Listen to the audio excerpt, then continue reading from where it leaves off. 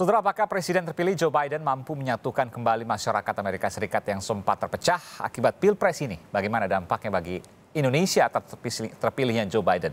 Dan bagaimana kemudian nasib Donald Trump? Kita akan bahasnya bersama koresponden Kompas TV di Amerika Serikat, Lia Suntoro, serta analis hukum dan politik Amerika Serikat, Pramudia Oktavinanda. Selamat malam, Mbak Lia dan juga Pramudia. Saya ke Mbak Lia dulu. Mbak Lia, kondisi terakhir di sana, saya dengar bahwa ada euforia dari pendukung Joe Biden, tapi juga kemudian ada unjuk rasa dari pendukung Trump yang menggunakan senjata api. Benar demikian? Betul Mas Aiman. Masyarakat jelas terpolarisasi ya, dan ini terjadi di mana saja. Banyak yang mengatakan, saya juga mengikuti koran-koran di Indonesia, katanya ini Pilpres Amerika Serikat dengan rasa Indonesia. Dan masyarakat Amerika Serikat di sini terpisah mengikuti garis partai atau pendukung si A si B. Sama seperti di Indonesia, karena sangat terasa karena hanya ada dua calon. Iya. Nah, kalau saya boleh membandingkan pada saat Pilpres 2019 yang lalu dan pada saat ini, saya nonton dari pinggir lapangan ya. Dan juga sebagai pengacara di Amerika Serikat, sudah 20 tahun saya hampir praktek di sini. Mau di Indonesia, di Amerika sama saja, teman-teman juga main kubu-kubuan, satu keluarga juga bisa. Betul. Sampai ya. Dan tadi saya tanyakan, betul menggunakan senjata api ini agak mengerikan juga kalau memang benar seperti itu? Ada 17,2 juta background check yang diselesaikan tahun ini, dan itu dibandingkan dengan 2016 itu ada 15,7 juta background check. Dan tapi juga harus diingat bahwa penjualan itu sudah meningkat tajam sejak masa COVID. Ini kan bukan hanya karena Pilpres, tapi juga karena masalah COVID ya. Bahwa ada kemudian bentrokan-bentrokan, tapi bentrokannya kan berbeda ketika di Indonesia senjata api tidak dijual bebas, berbeda dengan di Amerika Serikat. Bagaimana kemudian, adakah kekhawatiran warga di sana terkait dengan hal ini? Ya, tentu saja semuanya khawatir ya, karena itu menjadi berita. Kalau tidak ya tidak jadi berita toh. Oke, bagaimana kemudian kemungkinan ke depan? Apakah karena kita tahu bahwa saat ini Trump masih belum menerima kekalahannya, sementara ini kan tercermin ke bawah pendukungnya?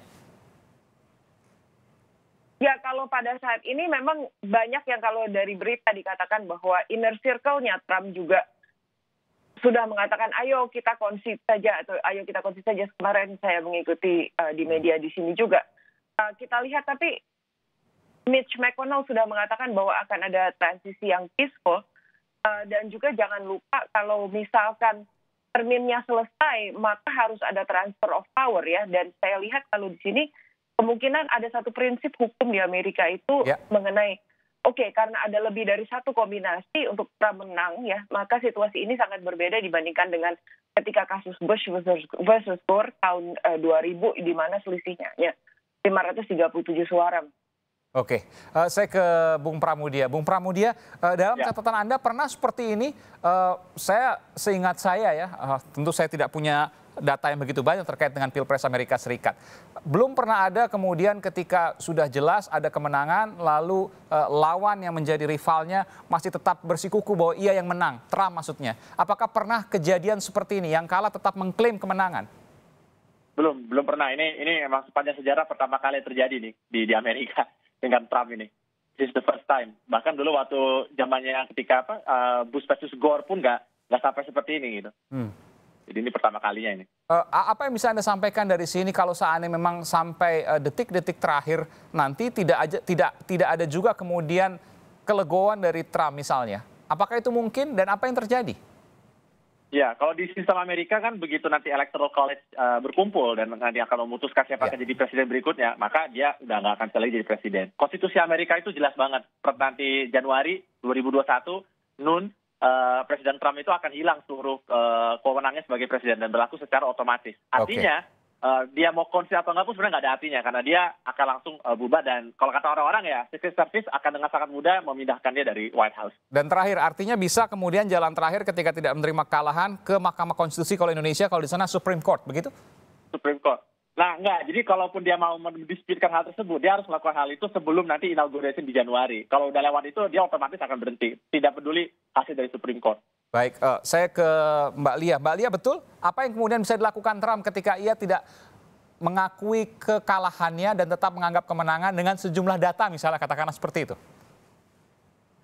Oke, pada saat ini ya memang ya yang belum selesai menghitung kan tinggal Georgia, North Carolina, dan Alaska ya. Di Georgia Biden unggul 1.000, di North Carolina 63.000, dan Alaska ini pasti akan merah. Saya setuju dengan katanya Mas Pramudia ya. Karena tahapan-tahapan ini kan harus selesai Desember tanggal 8 untuk safe harbor, Desember tanggal 14 untuk sertifikasi di state, dan sertifikasi untuk di Kongres itu 6 Januari. Jadi ya betul katanya Mas Pramudia itu saya setuju. Oke, jadi masih ada proses nanti meskipun kecil kemungkinan Anda menduga seperti itu ya? Ya di sini juga ada prinsip hukum ya, sesuatu itu apabila sudah tidak akan mempengaruhi hasil lagi, dan saya baru saja mengatakan kalau ada lebih dari satu kombinasi untuk Pak Biden untuk mencapai lebih dari 270 suara ya, lebih dari 270 suara elektoral, maka ya apapun kombinasinya susah untuk kemudian sepertinya hasilnya sudah akan seperti baik. Betul. Saya ingin sedikit saja prediksi ke depan. Akankah Amerika tetap aman dengan kondisi Trump yang masih tidak mengakui kekalahan, Mbak Lia? Kalau menurut saya akan aman ya, justru kita ini sebagai Indonesia ya, sebagai karena saya juga WNI ya, secara normatif kita harus bisa bekerja sama siapapun pemerintahnya. Dan saya juga percaya sekali bahwa hubungan Obama dengan kita ya, karena ini kan secara historis Partai Demokrat ya, dari pihak Demokrat pasti akan ada kedekatan dengan Indonesia. Namun juga ada beberapa hal yang ada. Ya, itu hubungan dengan Indonesia. Saya ingin tanya kemudian kondisi saat ini yang kemudian terkait dengan Trump tidak mengakui kekalahannya di internal Amerika Serikat sendiri, negara Amerika Serikat sendiri, akankah akan tetap aman atau mungkin akan terjadi gejolak-gejolak di sana? Kita akan lihat ya, tapi yang lebih menarik daripada itu ya, kita harus expect ada rollback misalkan di masalah imigrasi, kesehatan, climate change, hubungan internasional, dan misalkan dengan dagang dengan Cina. Jadi mari kita nggak berspekulasi apa yang terjadi, karena apapun yang terjadi ya pasti akan terjadi juga ya, karena banyak demonstrasi yang juga saya ketahui kalau ini dibatalkan gitu. Jadi kita lihat ke depan saja, dan saya betul-betul berharap mari merah dan biru, ayo betul-betul saling rangkul, ikhlas gitu. Ya, mudah-mudahan ada perdamaian juga di sana meskipun berbeda dengan Indonesia karena ada senjata api yang kemudian juga dijual bebas. Terakhir saya ke Bung Pramudia, singkat saja, artinya dengan kemenangan Joe Biden ini angin segar, angin positif buat Indonesia? Harapannya sih begitu ya, khususnya buat imigrasi sekolah. Kemarin nih saya dengar dari beberapa orang mau pergi sekolah ke Amerika tuh terganggu banget gara-gara imigrasinya di sana. Nah mungkin itu salah satu yang kita harapkan bisa kembali normal lagi. Jadi green card makin gampang begitu ya? Nah, itu kita nggak tahu, tapi yang kita juga berharap juga sebenarnya perbaikan COVID supaya orang bisa aman lagi masuk ke Amerika. Oke, baik, terima kasih Bung Pramudia Oktavinanda. Analis hukum dan politik Amerika Serikat serta koresponden Kompas TV di Amerika Serikat, Lia Sunda Sundoro di New York City, Amerika Serikat. Terima kasih Mbak Lia dan juga Mas Oktavinanda. Terima kasih.